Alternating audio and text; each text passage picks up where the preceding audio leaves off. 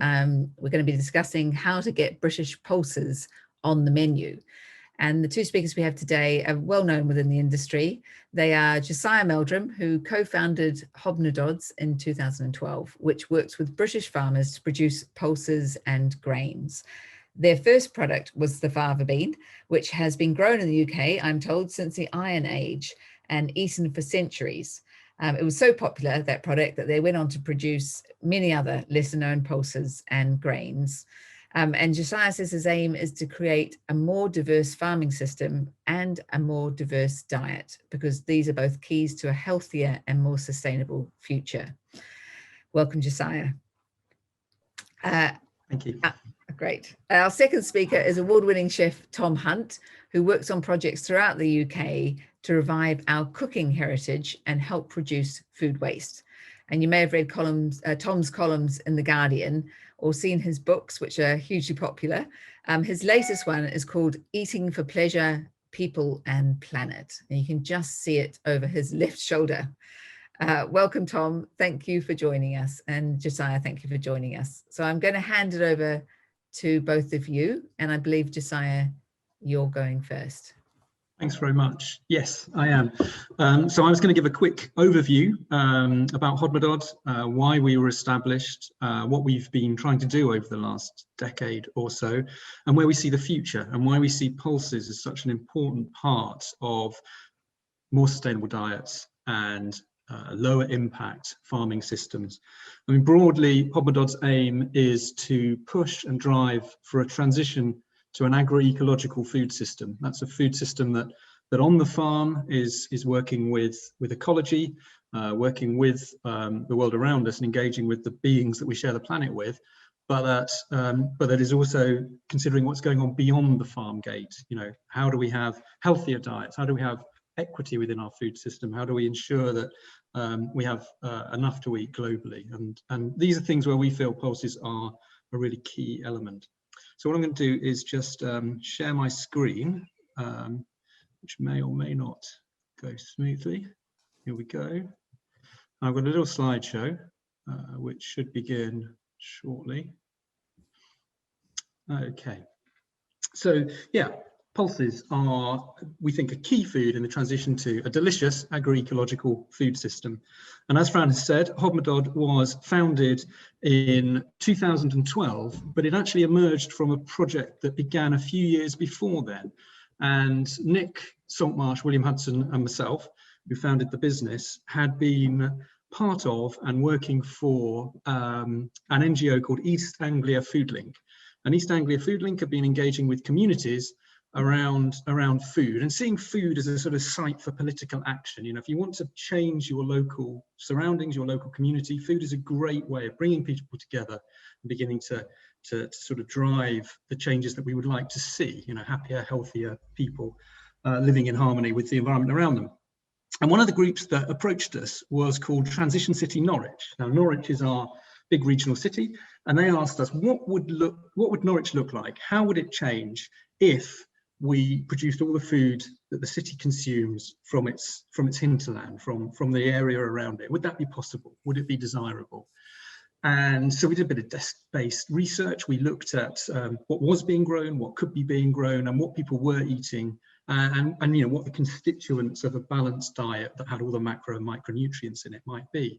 And we were quite surprised that Norwich could actually feed itself from a radius of about 6 or 7 miles, and that critically, the diet that people would have to move towards would involve a lot more pulses. And it would involve more pulses because pulses are an important part of an agricultural rotation that is lower input, because they fix nitrogen from the atmosphere. They work with little soil bacteria called rhizobia. They feed the rhizobia with carbohydrates that they're fixing from the sunshine. And then in return, the rhizobia draw nitrogen from the atmosphere and make that available to the plant. So this is an incredible symbiotic relationship, which ensures that the pulse can grow without the need for fertilizer, whilst at the same time building soil organic matter. But also we needed to eat pulses because they are incredibly healthy and nutritious, and they're packed full of protein, but they also have all sorts of other micronutrients in them. So we did this piece of research for Transition City Norwich, and they said, well, let's make it happen. And we said, well, that's amazing, but it's quite a big undertaking, and I don't think we have the capacity to do it. And they said, well, let's do some demonstration projects. So we helped them set up 3 projects. We initiated with them a community-supported agriculture scheme, feeding 150 families and growing vegetables on the edge of the city. So this idea that once there would have been a ring of market gardens around Norwich, but that has completely disappeared, and most of the fresh produce is coming out of Spain and continental Europe, with some horticultural activity still happening in the UK. We set up a mill and produced a Norwich loaf made with grain grown on the edge of the city, just to demystify that whole process. You don't need anything special other than a really skilled baker, and you can bake brilliant bread with almost anything. And then the final part was this whole question of getting more pulses grown and more pulses eaten. And I have to say, it was the bit that we were slightly terrified of. You know, how are we going to ask people in Norwich to eat more beans? This is a really big ask. And how are we going to get farmers to grow lentils and chickpeas and all of these pulses that we eat in the UK?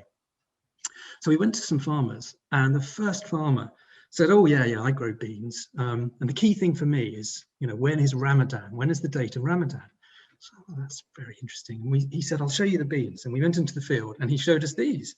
And we said, oh, they're broad beans. You're growing broad beans. And he said, no, they're not broad beans. They're the same species as broad bean, but they're the smaller field bean. And of course, Nick, William and I were really familiar with the field bean, but we'd assumed it was just an animal feed. And that's what it has principally been used for the last 400 years. But in the last 30 years, a huge export market has developed into the Middle East and into North Africa, where these beans are used to produce a dish called Fulmadamez, which is eaten for breakfast with an egg and with a salad. And it's used to make tamea, which is an Egyptian falafel, which doesn't use chickpeas, it uses the fava bean. And they're really well liked globally. And we could not understand why it was that they're not being eaten in the UK, these delicious little beans. And we took a sack out of a grain store, and we took them back to William's farmhouse and cooked them and made all of these dishes from all over the world, and we could not understand why they weren't being eaten. And then we went to Transition City Norwich and said, it turns out we don't need to persuade farmers to grow pulses. They're growing loads, and they're also growing peas, and which we just think of those as a mushy pea. And what we need to do is encourage people to eat what's already being produced in the UK. So we spoke to an artist friend of ours, Carol, and she made for us, and I don't know whether you can see me in my little screen, she made some beautiful packets for us. We didn't know anything about packaging design. So these designs are hand painted and then printed, which it turns out is not how you do packaging. We put little postage paid postcards in them, and we asked people what they thought of these ingredients. And we got nothing to start with, and then we were absolutely inundated with responses. Why haven't I not seen these before? You know, where can I buy them? They're delicious. This is the recipe I used. It was absolutely fantastic. And at the same time, we began to better understand the sort of cultural and social history of these beans. And it turns out that, as Fran said at the beginning, they have been eaten here since the Iron Age. They're one of the first domesticated crops from what we used to call the Fertile Crescent. And in archaeological digs in Jordan and in Israel, they've been found going back 10,000 years. They were an amazing subsistence crop because they were dried at harvest, and then they would be a store of protein through until the next year when fresh produce was available, but also critically when meat became available again, because through those winter months, it was very difficult to store meat. So for 2,000 years in the UK, they were a critical part of our diet, and then they disappeared. And it seems the reason they disappeared is that we got rich, and we had an agricultural development that allowed us to store and feed livestock over winter, to produce dairy products that we could save over winter and to keep animals in milk.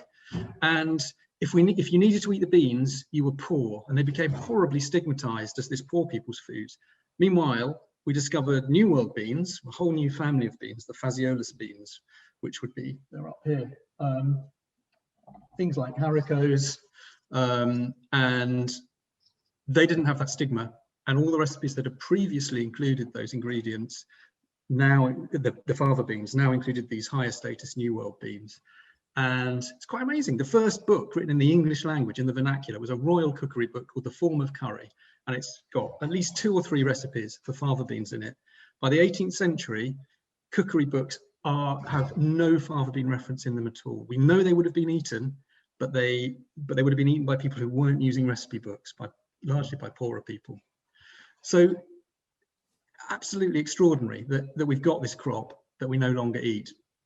That they are dry, so as you can see, it really is a small broad bean, Vicia faba minor rather than Vicia faba major.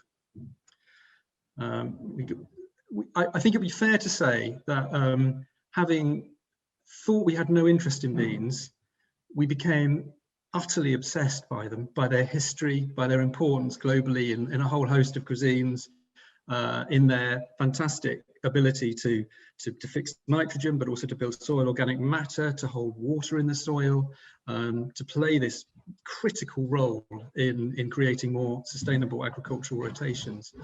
And we began cooking dishes with them. One of the things perhaps it would be fair to say, certainly from our point of view, when we're cooking, is that pulse dishes are often not particularly charismatic. This is Fulmadamez, which is that Egyptian dish made with a whole fava bean that's cooked overnight, traditionally in the cooling fires under hot baths, served with an egg for breakfast with a flatbread. It doesn't look much, but it is delicious. It's an absolutely fantastic and sustaining breakfast. And these are the tamaya, the Egyptian falafel. Again, produced in exactly the same way as you might a chickpea falafel, but using the split fava beans. And here's a hummus, again, using the beans rather than using chickpeas.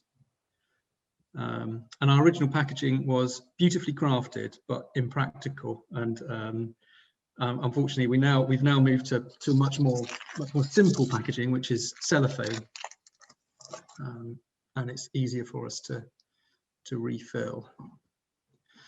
So having looked at the beans and become inspired by these beans and getting them into the hands of chefs and food writers and cooks and into the hands of people in Norwich, we realized that, one, there was this huge opportunity, this huge job of work to be done, and that we could use the kind of advocacy skills that we developed through our NGO work with some of the sort of more practical business-focused efforts that we'd be making in supporting other enterprises.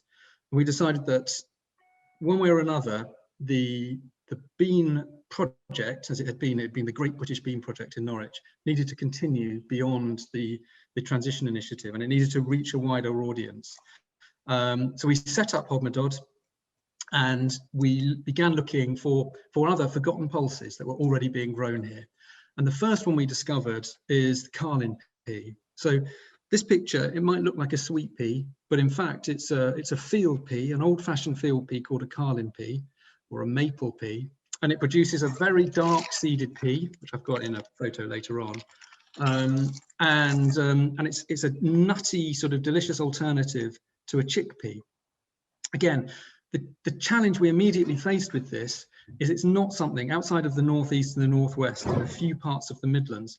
It's not something that people are familiar with. So instead of simply taking a product that's already on the shelves and say making it UK grown, we're actually trying to introduce people to an ingredient they'd never heard of before, and they needed to have a lot of confidence built around that ingredient. And that's where people like Tom become incredibly important in sort of normalizing those ingredients that people may not be familiar with. If you're using chickpeas, you can use a Carlin pea. It's much harder to grow chickpeas in the UK, although we are trying. So this is them drying, and they dry in the field and then are harvested with a combine, much as you would a cereal. And again, people often are unsure of, whether we're putting a lot of energy in and drying these crops after harvest. We're not. They're dry in the field to about 16% moisture, and they're ready to go. And what happened very quickly after realizing that there was this opportunity to popularize pulses was that it became clear to us that we needed to start working very directly with farmers.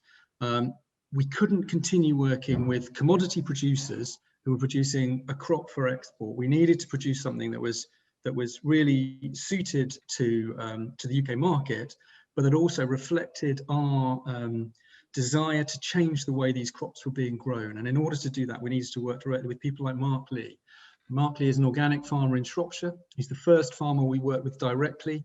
And he'd been growing peas for animal feed on his farm, both for his livestock and for others, and wanted to see them being grown for human consumption.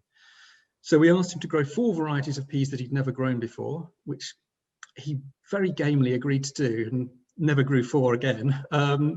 And he took on, in a long-term way, yellow and blue peas and carlin peas for us. So yellow and blue peas are the peas that you would have split as split yellows and split greens, and the carlin peas are the ones I showed in the previous picture. And for Mark, there was a huge learning curve. There's a big difference between growing for animal feed and growing for human consumption in terms of the way that they're handled on the farm. We need to avoid them being damaged or split at harvest. We need them to be a lot more uniform and sort of tidier looking than they might be for animal feed. And we needed to pay him a better price. The reason that no organic peas were at that point being grown in the UK for human consumption was because the Canadian imports were far cheaper than cost of production in the UK. So we needed to guarantee Mark a price at the end of the season to encourage him to grow this. And this is one of the critical things in building demand. We need to pay the right price to the farmers to allow them to grow these crops year on year with the confidence that they can weather bad years as well as good.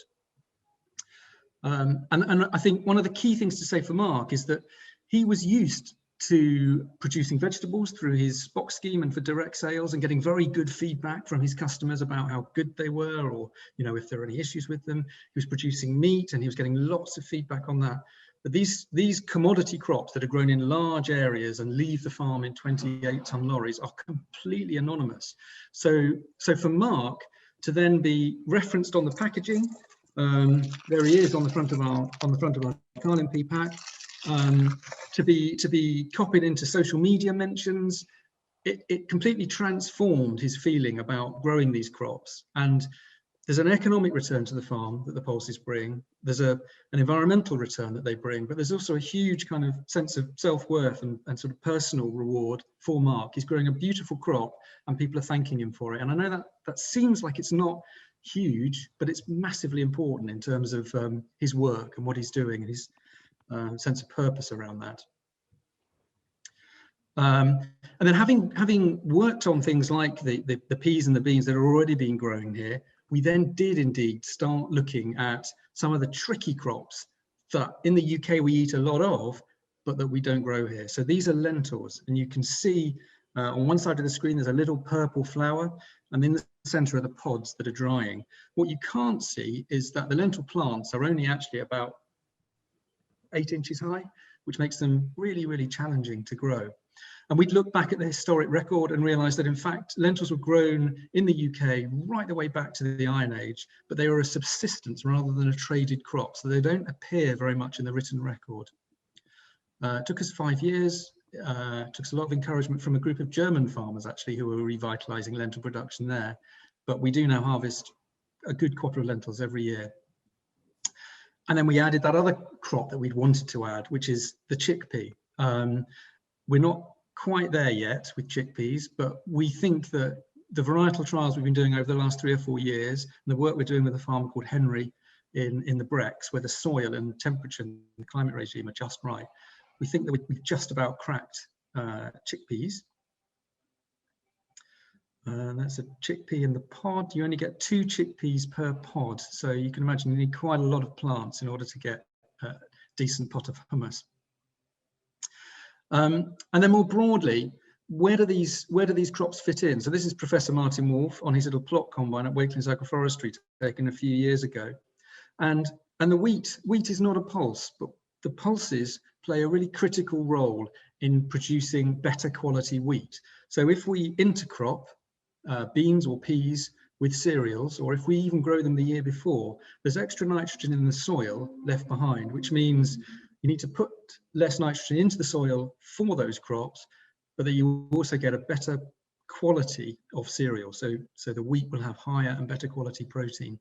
And that's really just a mark of how these diverse cropping systems really need pulses. And in order to produce the pulses in the rotation, we need to be eating them. We need to eat the whole rotation, in effect. And this is where they're grown at Wakelands. And a lot of our trial work has happened at Wakelands. And it's an agroforestry system. So that diversity is then reflected not only within the field, but between the rows of trees where the crops are grown. there's a huge amount of diversity there. And we continue to experiment with and trial a whole host of much more difficult pulses. So we've got things like runner beans, number 11 on that slide there. If you grow them in your garden and at the end of the year there's always a few on the plant, save them, dry them. They're absolutely delicious. They're creamy beans that in a lot of the rest of the world are eaten dry rather than fresh. In Greece, when you have gigantes, those giant baked beans, that's a runner bean. It's not a lima bean or a butter bean. It's actually a runner bean. Most of those beans we try in vain every year, but we'll get there one day. There they all are in their packets. And we do things like roasting them to make them more accessible and to encourage people who think they don't like beans to at least try some beans. And that works very well. We mill them into flours, which can be used in gluten-free recipes, but they can also be incorporated into breads, for example. And fava bean flour, for example, is a fantastic natural improver for doughs. It relaxes the gluten and produces a better coloured crust and a better crumb. We can some of them. And all of these things really are just an attempt to encourage people to get more pulses into the recipes that they're cooking every day, and to encourage them to eat more of them. And then sort of finally, really, Nick, William and I love cooking, but my goodness, we're not cooks.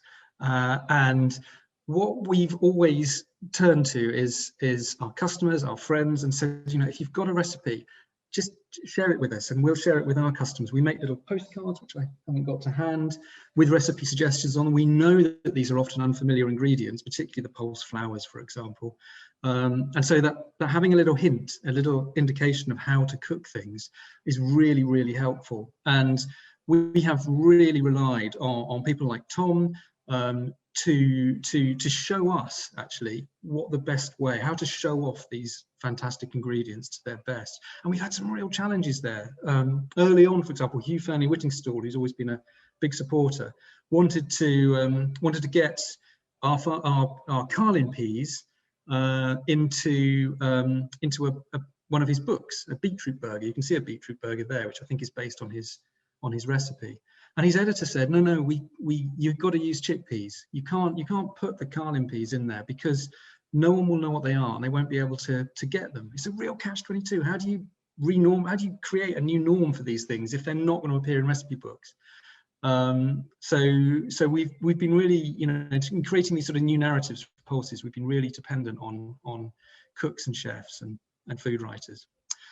And that's what I wanted to really say. I'm going to stop sharing my screen now. Really just to say, you know, that there's a whole world of pulses and pulse crops out there, and they are delicious. It's almost embarrassing how good they are in every respect for us, for farming, for planetary health, you know, from everything from biodiversity through to climate mitigation. I mean, they're an extraordinary crop. And the big challenge is, how do we get them onto people's plates? And I think it would be great now to open up and have a bit of a chat with Tom about how he's gone about doing that. Just to give him, he may not do this, I'm sure he will, but fantastic book where Tom really kind of outlines how to create a sustainable diet. What are the elements of it? Where do we find the ingredients? And some fantastically inspiring recipes. But Tom's been you've been a fantastic supporter right from the beginning, both for the restaurants and your festival catering, and ideas that we would never have had for pulses. Why? I mean, I'd love to know a bit more about what it is that turned you on to using UK pulses in your kitchens. Hey Josiah, what a fascinating talk. I mean, I've learned a lot, and I've spent a long time researching pulses too. But good question. I mean, as soon as I was aware that Hodmedods existed, I immediately purchased them and put them on my menu and started cooking with them, because as a kind of modern British chef, most of us tend to understand the importance of seasonality and local food systems, and it's quite easy as a kind of restaurant to source good local and organic fresh fruit and vegetables, or at least vegetables. But when it comes to dried goods, you tend to have to go further afield. So knowing that there was a good local option was a complete no-brainer, and something that we wanted to exploit and share with our customers. So it was really, an inspiring change for us in terms of how we'd create our menus. I mean, also I was thinking it might be nice to share some of the recipes from my book, seeing as the bean recipes from my book, because they're greatly inspired by Hobmadod's, and they're perhaps, if not all of them, made with Hobmadod's beans. So do you mind if I share that with you quickly, and then we can carry on the conversation? Sounds fantastic to me. So I haven't prepared a presentation, my apologies. So I'm just going to literally share the PDF of the book. Can you see that? That's good, Tom. Great. So just very briefly, my latest book, Eating for Pleasure, People and Planet, as Josiah described, is it's my sustainability philosophy. It's a manifesto to eat for people and planet. The manifesto itself, I called Root for Eating. I coined the term about 10 years ago as a kind of my response to the global food waste scandal, trying to create really a way to communicate how we can reduce our food waste by practicing what I call complete consumption. But quite quickly, I realized that food waste is just the tip of the iceberg. It's a symptom and kind of part of a much more broader, complex food system. And food sustainability really looks at everything from how we treat people, our farmers, to the nutrition that people are receiving at the other end of the food chain. And so I kind of broke that down, working with Professor Tim Lang and his sustainable diets table, in order to produce a kind of more a customer facing action list of how we can really eat for people and planet. And I mean, what's interesting about the kind of list I ended up with, which has these three key principles: eat for pleasure, eat whole foods, and eat the best food you can, is that all 12 of these points totally and utterly link to the benefits of beans and make total sense. So I'm just going to scoot now through some of the bean recipes that I've created. Earlier you mentioned Fulmadamez. In Morocco, they have Basara Soup made with fava beans that is totally delicious. There isn't a picture on this page, but there's the recipe there where I mention and write about Hobmadod's as the kind of the first recipe in the book, pretty much.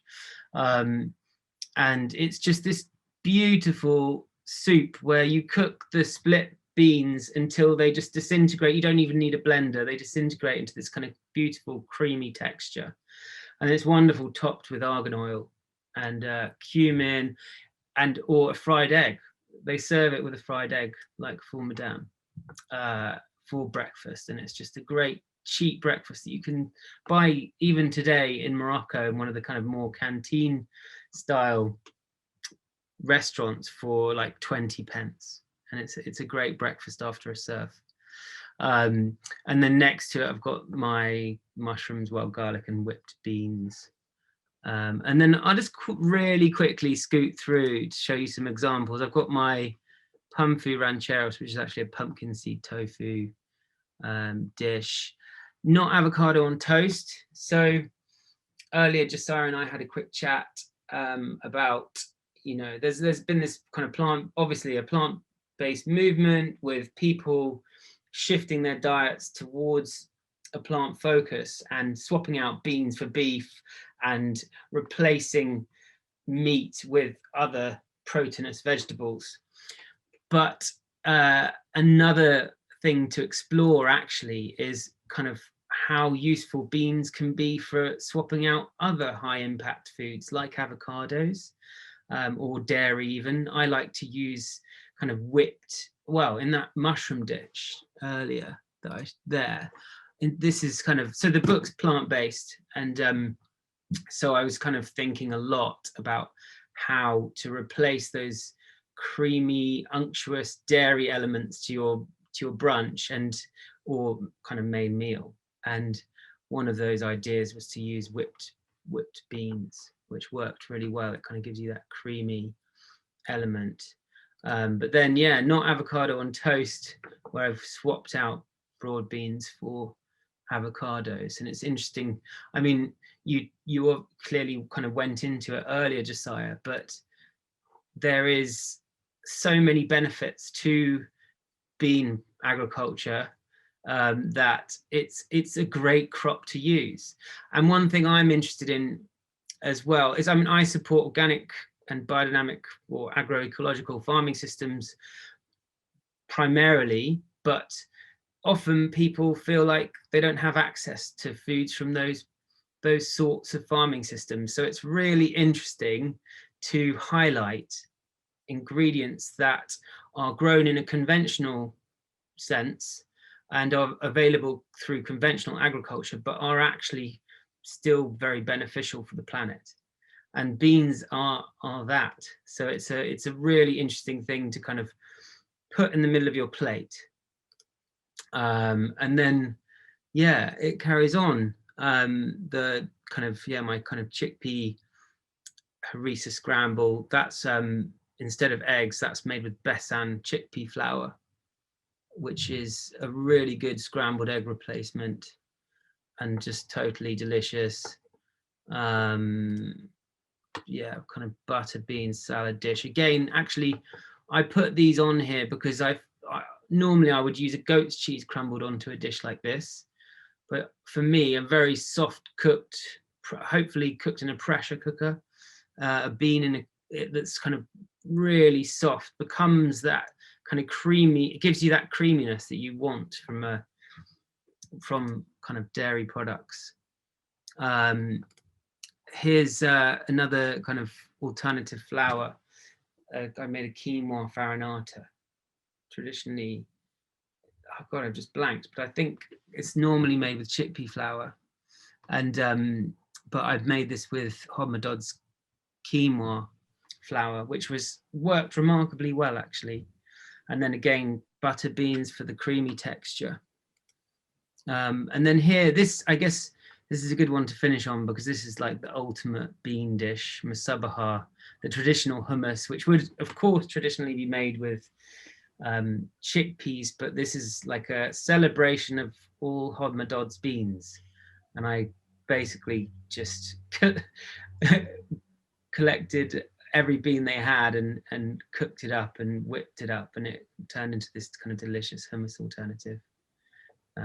But yeah, what are you thinking, Josiah? I mean, it's fantastic to see all these recipes highlighted, and I think the thing to say really is, I mean, they're beautifully presented, but they're actually really simple recipes. I hope you don't mind me saying that. I'm not, you know, they're not complicated, and I think often one of the barriers people have to pulses is to think I've got to soak them, I've got to cook them for hours, and then I've got to use them. But actually, it takes very little habit change in order to think, oh, I'll just put some pulses on to soak before I go to bed, and then they're done in the morning. And actually, I mean, we often recommend to people that, you know, if you're buying a ½ kilo pack, soak and cook them all at once and then freeze them in portions. And then as soon as you need them, just as you might with a can, you've got them ready to go. And they're unbelievably cheap recipe. You know, they're such a cheap ingredient. It's even our kind of premium pulses are still incredibly inexpensive when you think about how far a 500-gram pack will go, how many people it will feed. So I think, you know, the fact is, you know, they are a simple ingredient to use, and I think that's often something that does put people off, and it needn't really. Absolutely. I mean, simplicity is key. We're in this kind of age of convenience and where everything needs to be ready there and then, whereas actually, you know, it's it's incredible how little preparation it takes in order to turn your dried product into this wealth of a bounty of ingredient that you can just keep in your fridge or freezer, ready to turn into an instant salad or hummus or whatever you fancy, really. But yeah, I mean, I'm glad you said the recipes are simple, because that's intentional and it's really important. I think I did, I mean, not so much with this book, but certainly with my last book, The Natural Cook.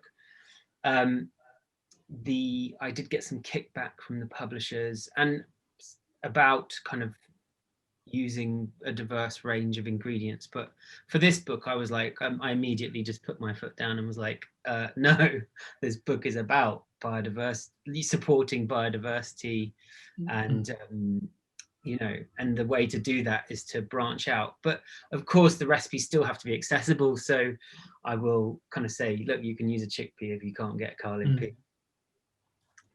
But yeah, simplicity is key, really, isn't it? And I think another thing you just made me think of is that really, I mean, in terms of kind of stepping towards a climate friendly diet, whilst that being cost effective, obviously we need to increase our financial support or for better farming, whether that's kind of through subsidies, but certainly often through, as a consumer, if you make the choice to improve your diet environmentally, it does initially, it can seem like it might cost a lot more, but then as soon as you start to look at reducing your waste and eating more plants, bringing in those commodity crops like beans, you're really reducing the cost of your overall shopping price per week, which makes the whole thing far more affordable. Yeah, absolutely.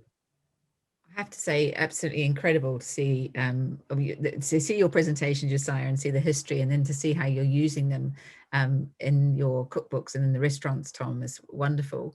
And just picking up on what you said there about the cost of them, I'm sure there can't be a food staple that is more economical than the bean, really. And I loved seeing how you use them as a replacement for dairy products, because I have a family where half of them are vegetarians and half of them are vegans, which, as the sort of the mother who cooks the most, tends to be quite tricky. So I'm always interested in how people replace dairy in dishes, and I can really see how the bean provides that creaminess that you want, in breakfast, lunches, or dinners. So really wonderful to see that. And I do hope everyone's had lunch before they've joined us, because I was just so hungry watching that. But I wondered, Josiah, maybe you could expand, or Tom, you can expand with your experience with colleagues about what some of so for anyone watching who is involved in the being a chef or advising chefs or anything else, what would be some of the most simple ways that they could go about putting your products on their menus? What would be I mean, obviously we can see hummus and things like that. Is there any other dishes that come up regularly? I think it doesn't necessarily need to just be ours. I think pulses are a win wherever you're buying them from. So even if you're not buying UK pulses, if you're carefully sourcing them, or you're thinking about where you're sourcing them from, they're bringing, as Tom said, they're bringing benefits wherever they're being grown. So I think the really simple interventions, and the things that we see a lot of home cooks doing, is, if you're reducing meat, for example, just put a handful of a bean that will cook quickly, a split lentil, for example, or a split fava bean or a split pea, into your stew, and it will add bulk and it will soak up flavors and it'll make everything go a lot further. So that's a really great way of introducing pulses into a meal without going, full vegan or whatever. It just adds that ingredient. And you can put a handful of split red lentils, for example, into any dish, even quite close to the point of serving, because they cook in about 20-25 minutes from dry. And the split fava beans likewise, 30-35 minutes in a stew, and they'll have thickened it, they'll have added flavor, they'll have absorbed flavor, and they'll bring a bit of extra texture. That's a really simple thing to do, I think.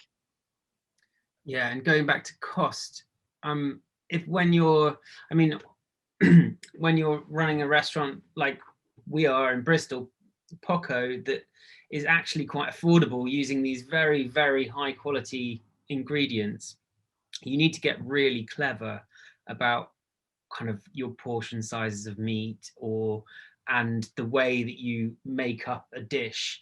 You just can't kind of stick to that traditional format of meat and 2 veg, because it just won't work. You'd have to charge far too much for the dish.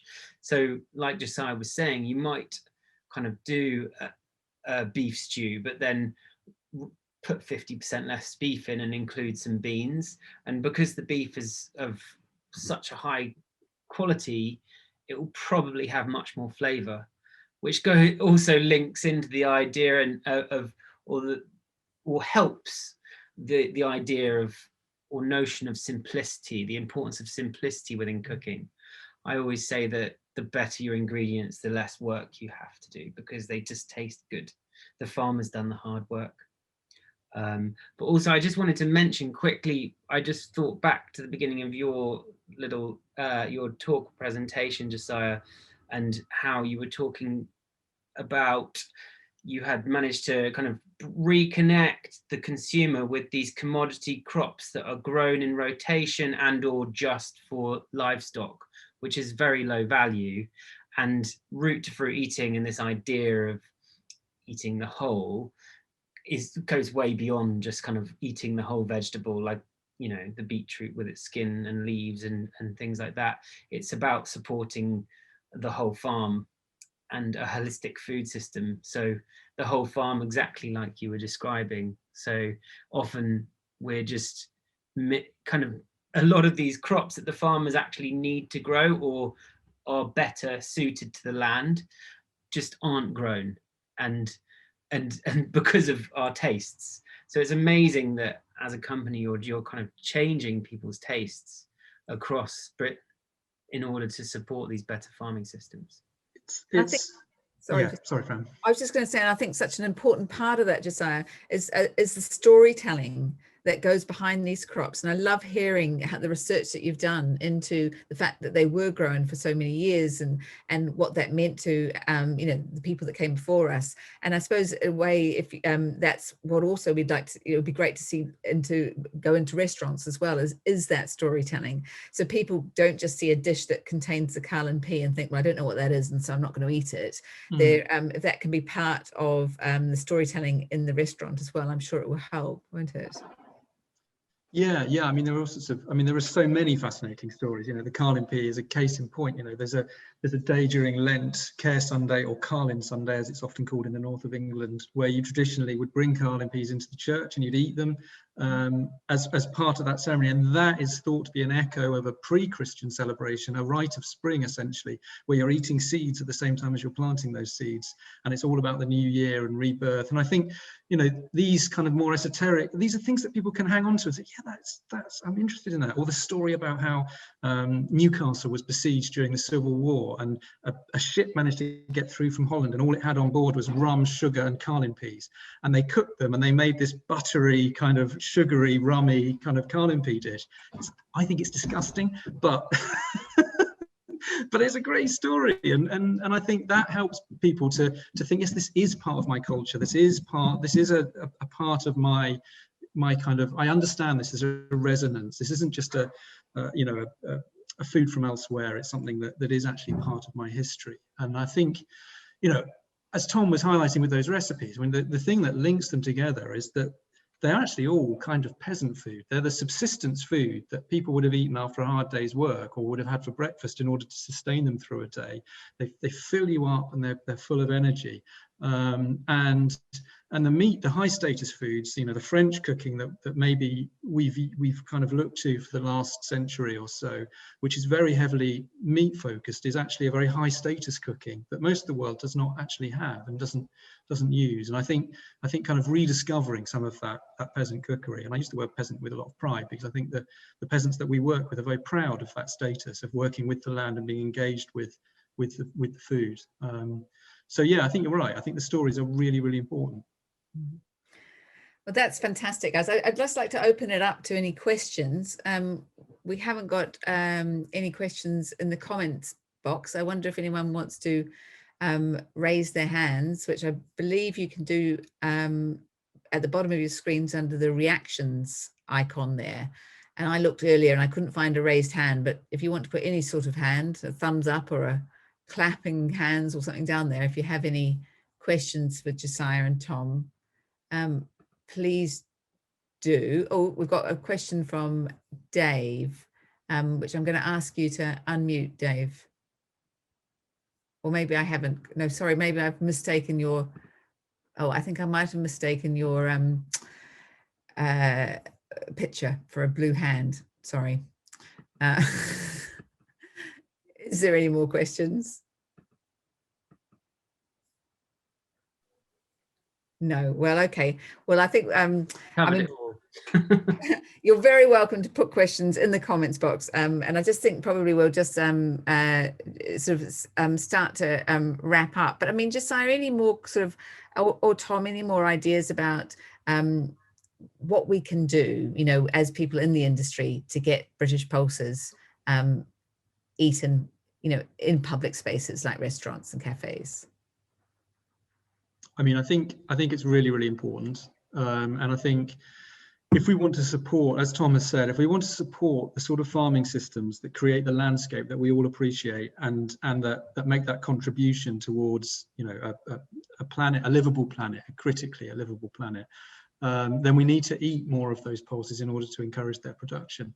And seeing more of them on restaurant menus is a really important part of that, because home cooks are really influenced by what they see when they're eating out, what they're seeing on television programs, cookery programs, what they're hearing on the radio or in the newspaper. So normalizing those, creating these stories that says this is quite a usual thing to eat is really important. And I think there are some really simple, I mean, there are really simple ingredients. The pulse flours, for example, you showed your farinata, which was made with quinoa flour, but you can make that with yellow pea flour. They're really simple. Batters, for example, who doesn't like a tempura? And let's use some local seasonal vegetables and a batter made with fava bean flour. I mean, really, really easy, straightforward, and a lovely way to kind of bring out that particular ingredient in a very simple dish that everyone loves, I think. I have to say, I grew up in New Zealand, so I grew up eating avocados on toast, you know, 30 years ago, 40 years ago. But that's obviously that was completely unheard of over here.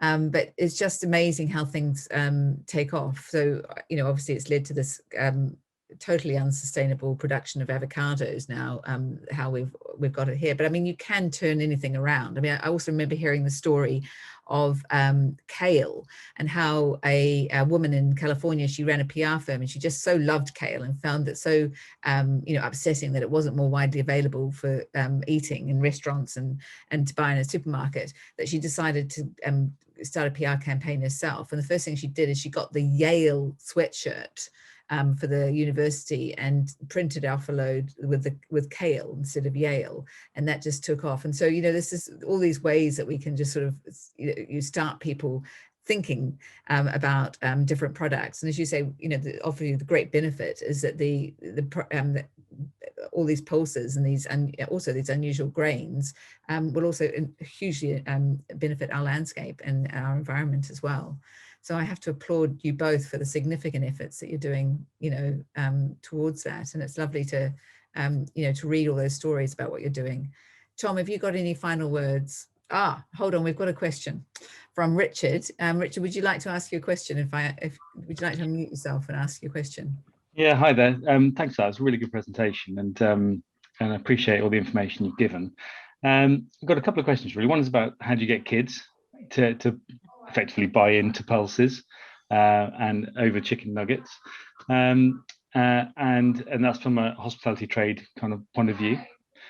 And do you really feel that if people can buy into pulses in a way that it's cheaper than going to certain supermarkets to buy their meat? Wow. So, Tom, do you want to start on the lentils? Or Yeah, okay, sure. Thanks for your question, Richard. I mean, Yeah, my immediate thought was to answer that question from a parental perspective. Exactly. But from a restaurant perspective, it's very different. Of course it is. I mean, although maybe the answer's the same, I personally, my child is 2, so she's yet to kind of hit that barrier where she's kind of, although she's very opinionated already, she's yet to hit that barrier where she's like turning all the food down. But from what I understand, it's eating well is all about exposure to the origin of our ingredients, to cooking, to farming, and to all of this kind of side of food that we have become detached from because of supermarkets and fast food and ready meals and our convenience culture. So it's really a case of how do we mend that connection. And so I wonder if it goes back to the idea of bringing in the story and kind of creating a bit of a story around those ingredients, whether they're lentils or whatever you're kind of replacing your chicken nuggets with. You could, I don't believe, I mean, it's questionable about how good it is to kind of sneak ingredients in, but of course you could cut, like a lot of people have cut their beef burgers with mushrooms. You could cut your chicken nuggets with quinoa. Yeah, I think it's interesting because often it's an easy thing on a menu, for example, and if you're out, it's an easy thing for parents to offer to children. And it's about how we bridge that gap, isn't it, between what they're used to, between something slightly different. Yeah, no, it's absolutely true, and it's a hard one, but yeah, I do think it's about kind of what the kids are exposed to, and I think the same's true of adults. I mean, if we're just kind of not exposed to good food, then we don't know what it is, and we eat trash. Josiah? I think there's some really interesting changes happening as well with kids. I've got 3, 15, 14 and 11, and I'm a big advocate for mixed farming, and I feel that's really important that we're also eating some of the meat that's produced by these agroecological food systems. My children have all gone vegetarian. And I think that's increasingly the case, that whether they'll stay vegetarian, I don't know. They've been vegetarian for a few years now, and it's from their own volition, not from me. And obviously I have ready access to lots of pulses, which they enjoy, but it's an interesting one. And I think sometimes we underestimate children's capacity to try new things because we anticipate that they're not going to want those things. As you say, it's really easy to go down the chicken nugget route because it's a straightforward, familiar food. But actually, if you encourage children to experiment, what we from a personal perspective, we really like cooking at home is pennelli, which is essentially just fried peas. So you make a batter, a bit like farinata, you leave it overnight, you cut it into slices, you fry it, and you put it in a soft bat with salad and gherkins, and they absolutely love it. And I it is a challenge though. I completely get that. Also, it's not pulses, but you could pulsify, like seitan is like, it's easy to make. It costs literally nothing. It's just gluten, and you could make it more nutritious by adding some quinoa flour and some other flours to it too. And you could, I mean, there's an argument to say if you could be really brave and just not provide chicken nuggets, provide chicken nuggets and make seitan a seitan alternative that's kind of fortified with those interesting flours that Josiah makes. Yeah. I've probably got something to add to this, Richard, even though I'm not the expert. It's just having brought up 2 children in New Zealand initially, and then my 3rd child in the UK, I saw a complete difference in that chicken nuggets is not something you eat in New Zealand. It's not on menus. It's not something that we, you know, recognise as children's food. Yes. So, my kids were brought up also probably in a different type of community there. So they did eat a lot of lentils and a lot of falafels and a lot of tofu and things like that.